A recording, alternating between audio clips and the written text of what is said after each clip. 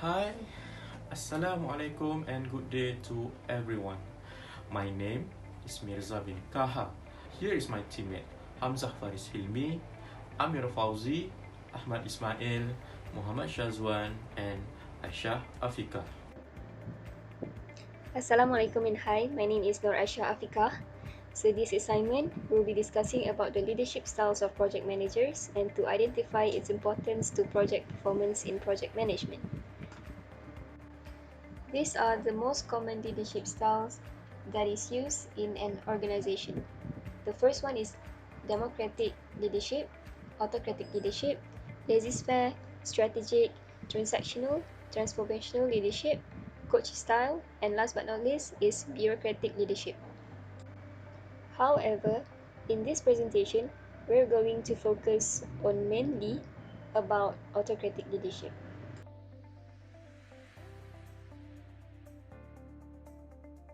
Autocratic is defined when one boss who controls the others. This kind of boss making the decision by ignoring the other opinion.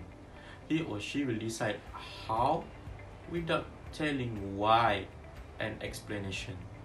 This leadership know what to do and had strong goal in mind, or just selfish. That is just from negative side of it. This day, people is not interested to work with this leadership style. They prefer a bit soft and listen to others' opinion.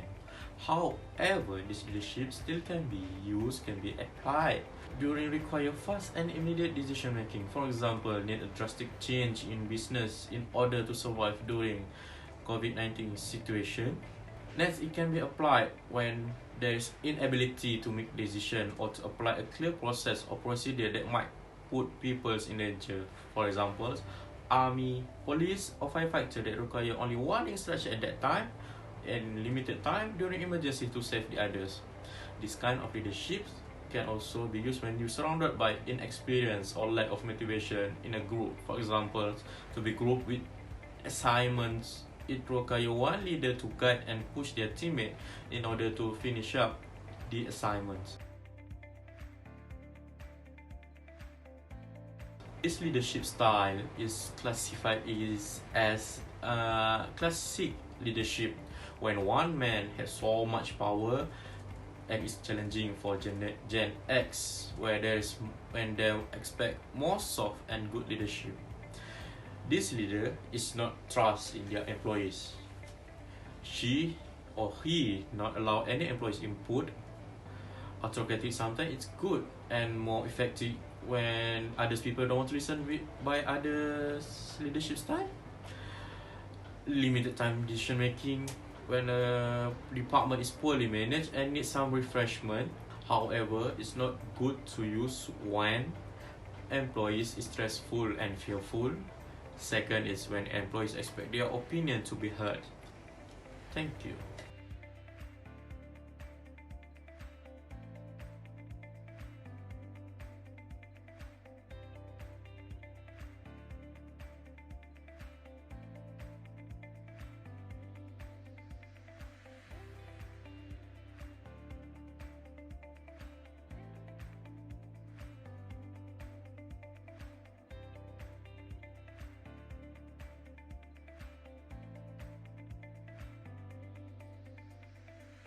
My name is Muhammad Shazwan bin Yazid, and now we will be discussing about the type of job suitable for autocratic leadership characteristic. The first example that I will be giving is surgeons. Medical specialists work in high pressure environment inside the operational room. Surgeons are in charge of stabilizing patients, executing surgical procedure and responding rapidly to the emergency circumstance. The surgeons can keep focus and handle work appropriately by adopting autocratic leadership. Secondly, a warehouse supervisor. I develop high quality product. The manufacturing industry maintains strict rules.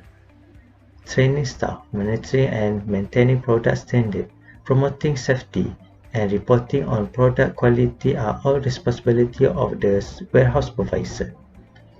When a team's clearly run equipment, fulfill product objective and product high quality deliverable.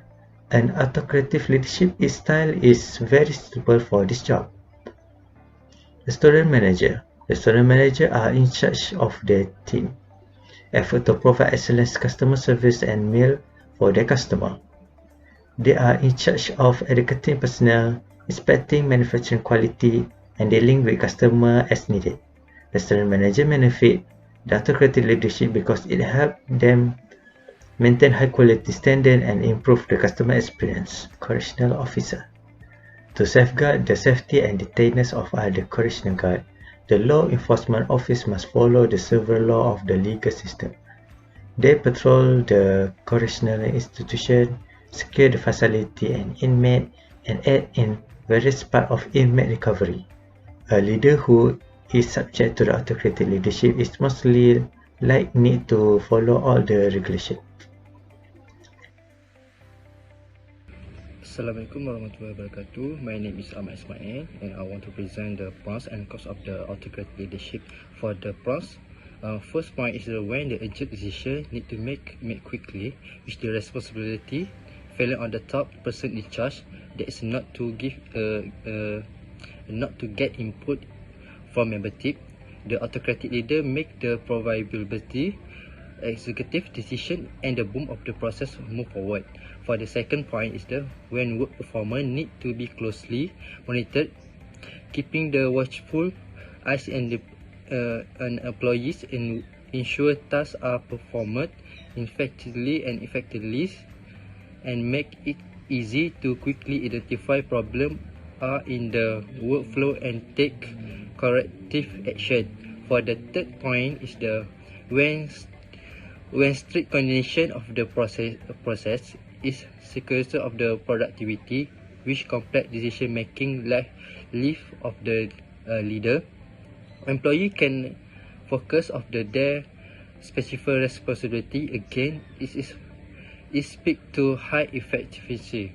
For the cons, first point, high turnover. Not giving employee the voice of in the company matter is bound of the dampers morals, decrease productivity and send the searching for the another opportunities. For the second point is assistant to change.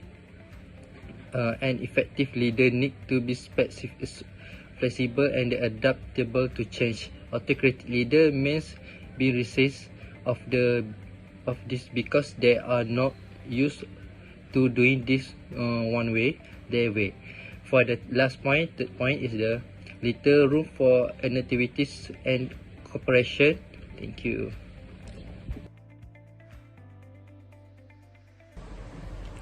Assalamualaikum warahmatullahi wabarakatuh. My name is Amir Fauzi bin Rosli and today I will be presenting about example of autocratic leaders in the world. So leaders who are autocratic are regarded as visionaries and also regarded as dictators at the same time when it comes to imposing rules and regulation. They are known to control people and lead them to follow their directives. Moreover, their policies are strict and oftentimes leave subordinates with no power to go against these rules.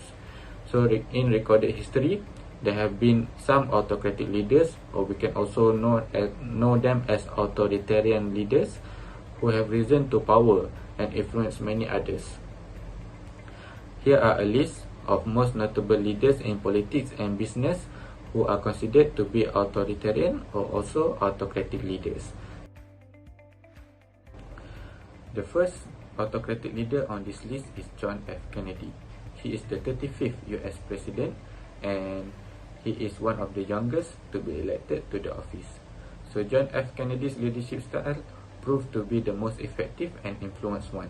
He followed the authoritative and charismatic leadership style, and authoritative leaders are to be known as the expert in whatever they get into. They are able to provide with a clear vision and a perfect path through which it can be achieved and be a success. In Kennedy's leadership, this quality can be seen very clearly because he had the capability to mobilize the people towards the vision and make use of what they were best in. The next autocratic leader on the list is Bill Gates. Bill Gates is to be known as the most richest person in the world. at some time, and he is also known to be the founder of Microsoft. He is an American computer programmer and also an entrepreneur. So Bill Gates' leadership style is purely autocratic or sometimes called authoritative. This is from Thelen from 2000. This kind of leader makes most or all of the organizational decisions without the input or involvement of the employees. As an autocratic leader, control is the cornerstone of Gates' nature and his management practice. Hi, so it's me again, Aisha, and this time I'm going to present about the differences between the available leadership styles. So based on the graph on the left, the higher the subordinate skill level, which is 1 to 4, the more appropriate the style leadership. Autocratic have a high emphasis on tasks and quite a low emphasis on people. Next, democratic leadership have a high emphasis on tasks but also high emphasis on people. But different with laissez-faire leadership, it has a low task emphasis and equally a low people emphasis. In the conclusion, autocratic leadership is good for people with very low skill level. However, laissez-faire leadership works for people with a very high degree of skill and self-direction. Hi, my name is Hamzah Faris Helmi. So I will continue with the autocratic leadership in construction. In a construction project, a leader, which usually hold a position of project managers, will deal with project owners, project-related department managers, superintendents, subcontractors, and field staff to deliver a successful project. They are also responsible for safe completion of project within the budgets, on schedule, to the both companies and customers' quality standards, and also for the customer's satisfaction value. So, it is his or her responsibility to initiate any action required to achieve this objective and to ensure that all project activities comply with both the contract documents and the company policies. Project managers provide clear expectation for what needs to be done, when it should be done, and how it should be done in a construction project. They set agendas and determines the group policies, assigns tasks to members, and makes decisions for the group without consulting subordinates. In the end, the project managers take full responsibility for the group's progress but accepts very few suggestions from the group. So, in this slide, we will talk about the project manager's duties in details. Project manager duties will vary according to the phases of the project and most likely to include these activities. Firstly is planning. Project managers coordinate plans and supervise field staff, subcontractors, and craft activities for the entire project. For the operations, project managers liaise with the other departments to ensure all required materials, equipment, and inspections support the project schedule. In scheduling activities, they oversee job scheduling, maintain a job in progress report, establish the project schedule, and update it as required. And for the control, project managers communicate with field managers to ensure efficient and productive work. So next, we will proceed to the tips on how we can become a good leader. The first tip is listen to team members. You might not change your mind or implement your team advice, but subordinates need to feel that they can express their concerns. Autocratic leaders can sometimes make team members feel ignored or even rejected. So you must listen to your team members. Second tip is establish clear rules. So in order to expect team members to follow your rules, you need to first ensure that the guidelines are clearly established and that each person on your team is fully aware of the rules. Let's move on to the next tip is provide tools. Once your subordinates understand the rules, you need to be sure that they actually have the education and the abilities to perform the tasks you set before them.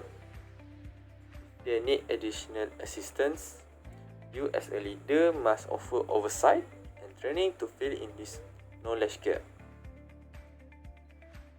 Fourth tips is be reliable. Inconsistent leaders can quickly lose the respect of their teams. Follow through and enforce the rules that you have established, and you must display yourself as a reliable leader so that your team is more likely to follow your guidance because you have built trust with them. And last tip is recognize your team's success. Your team may quickly lose motivation if they are only criticized when they make mistakes, but you never rewarded for their successes. So you try to recognize success when you point out mistakes. By doing so, your team will respond much more favorably to your correction.